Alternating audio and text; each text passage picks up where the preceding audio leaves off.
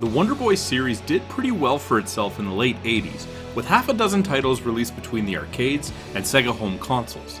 However, it could never really find the type of mainstream success that would carry it past the 16-bit era of the mid-90s. Now, launching nearly 30 years after the debut game, Monster Boy and the Cursed Kingdom marks the first original sequel in a very long time, with hopes of introducing this old franchise to a new generation of gamers. It seems only fitting to begin with the graphics, as they will be the first thing to seemingly jump off the screen and practically demand the admiration of the audience. The beautifully rendered watercolor painting style backgrounds blend wonderfully with the foreground sprites, which are clearly anime inspired. These two contrasting styles never impede one another, and actually serve to create a higher feeling level of depth than many other 2D games. My time with the title was spent on the recent PC port, which I was able to run seamlessly in 4K. However, there is no doubt in my mind that this game wouldn't look anything but amazing, regardless of platform or resolution. Many games can provide a nice screenshot to adore, but with Monster Boy there's also a beauty in its motion.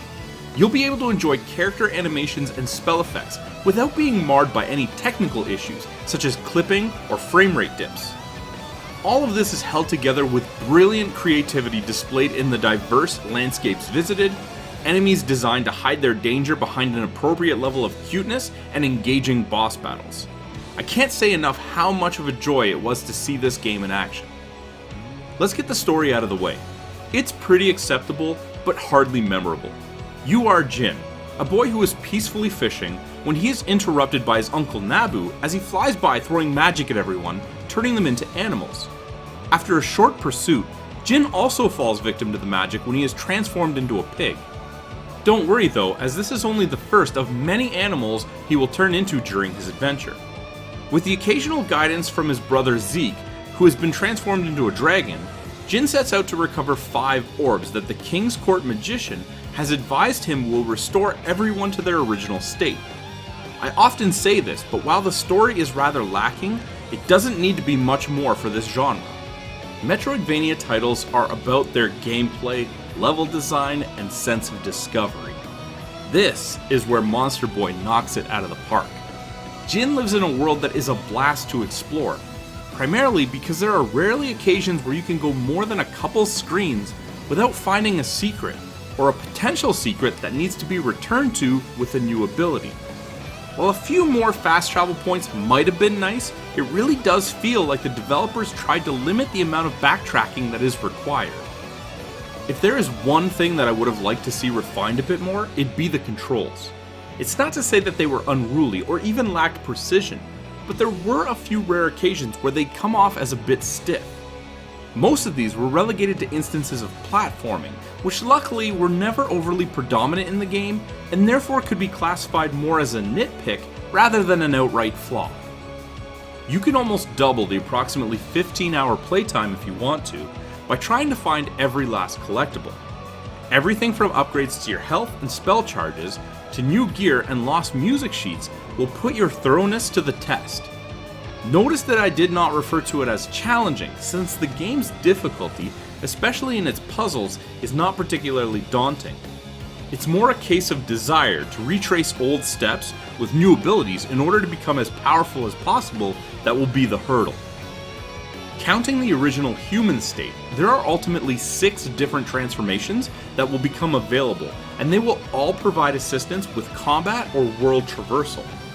The snake form, for example, can stick to certain walls, while as a pig you gain the ability to sniff out hidden markings or items. Even the weapons and armor will provide benefits to exploration, such as the metal boots that will open up underwater exploration, or even a piece of armor that will light up to allow visibility in dark corridors. Almost every upgrade can serve dual purposes. Take the frog form for instance. Sure, it can use its tongue to swing on hoops, but it also comes in handy in combat, to stun foes from range, or if you're fighting mosquitoes by instantly swallowing them and even regaining some health.